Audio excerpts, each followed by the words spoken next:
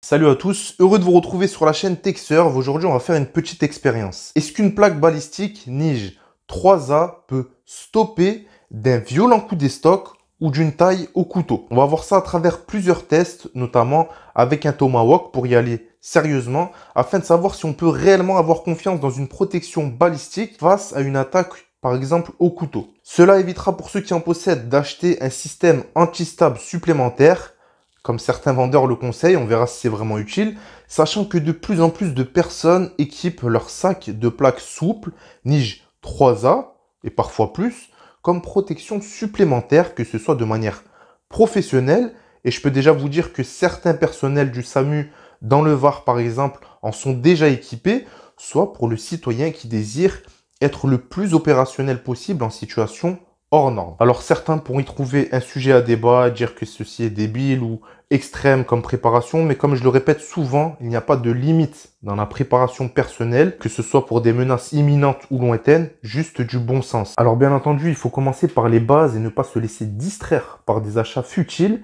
mais à mon sens, les protections personnelles, même en EDC, ne le sont pas, peut-être pas une priorité, mais pas inutile, du moins beaucoup plus logique à mon sens, encore une fois, qu'une personne qui vient se trimballer avec une paille filtrante et un fire steel au quotidien.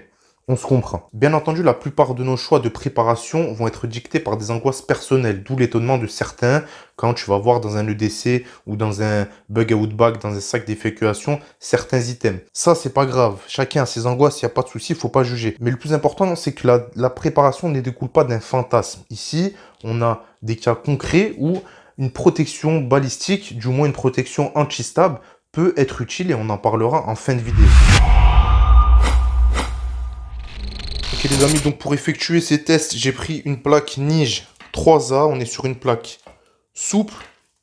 Dessus, il y a eu quelques tests qui ont été effectués sur tout simplement sur de la tranche. Le Nige 3A, pour faire extrêmement simple, c'est ce qui va venir bloquer tout ce qui est arme de poing. Vraiment pour faire extrêmement simple, pour pas s'étaler là-dessus. J'y ai ajouté dessus une petite épaisseur de mousse pour simuler le fait tout simplement que quand il y a un coup d'estoc, derrière la plaque, c'est légèrement mou, pardon. Il y a des habits, il y a le corps et éventuellement de l'équipement. Pour faire les tests, on va commencer avec le petit couteau de cuisine extrêmement fin, comme vous pouvez le voir. Donc ça, il y a un fort pouvoir de pénétration sur de la tranche. Après, on va tester avec le surin du prisonnier, comme on l'appelle, hein. Donc là, il y a vraiment un énorme pouvoir de pénétration. On va tester avec un poignard que je vous ai présenté là récemment sur la chaîne. Et on va terminer avec le coup de hache des deux côtés. Et on va voir ce que ça donne. Si ça résiste au coup de hache, c'est que c'est vraiment pas mal en termes de protection.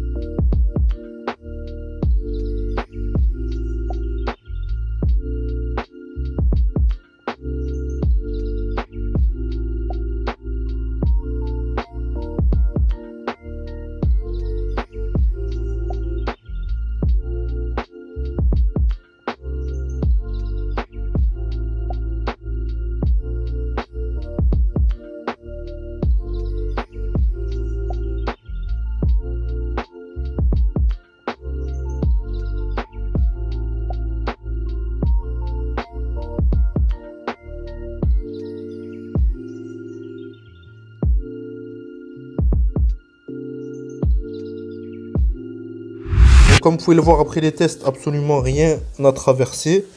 Que ça soit le couteau de cuisine, le petit Victorinox qui a d'ailleurs rompu, mais qui fait vraiment de belles entailles. Hein, c'est des plaques de Kevlar, hein, c'est plusieurs plaques de Kevlar qui font la protection, qui permettent aussi que la plaque reste souple. Et on n'a pas de céramique dedans, c'est que des plaques de Kevlar, donc ça fait des belles entailles, mais ça traverse pas. Pareil pour le poignard. Le poignard, ça traverse pas du tout. Pourtant, on a une pointe extrêmement solide. J'en ai parlé dans une vidéo précédente. Donc voilà les amis, je pense que ces tests vous ont prouvé que des plaques type 3A et a fortiori les niveaux supérieur protège efficacement contre la tranche et les stocks, même très violents. Donc si vous en avez inséré une dans votre sac, il pourra faire office de pare-lame si la situation se présente. Et au vu des attaques au couteau régulières, notamment celles revendiquées comme attentat, ça se fait de plus en plus, ça peut s'avérer intéressant. Je pense d'ailleurs à la vidéo de l'attentat du London Bridge, si je ne me trompe pas, où voilà, ils étaient 2-3 individus à avoir stoppé le terroriste, si on peut appeler ça comme ça, notamment un il s'était protégé, je sais plus avec quoi, et un autre avec une dent ou une corne de narval.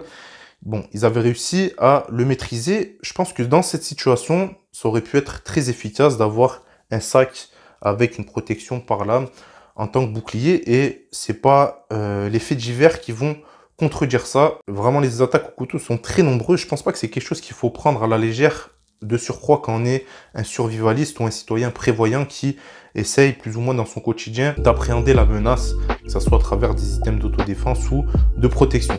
Quoi qu'il en soit, je suis pas là pour vous demander d'acheter quoi que ce soit, c'est juste pour vous dire que voilà, une plaque Nige 3A et supérieure viendra vous protéger contre des coups des stocks et de la tranche. C'était Boris pour la chaîne TechServe.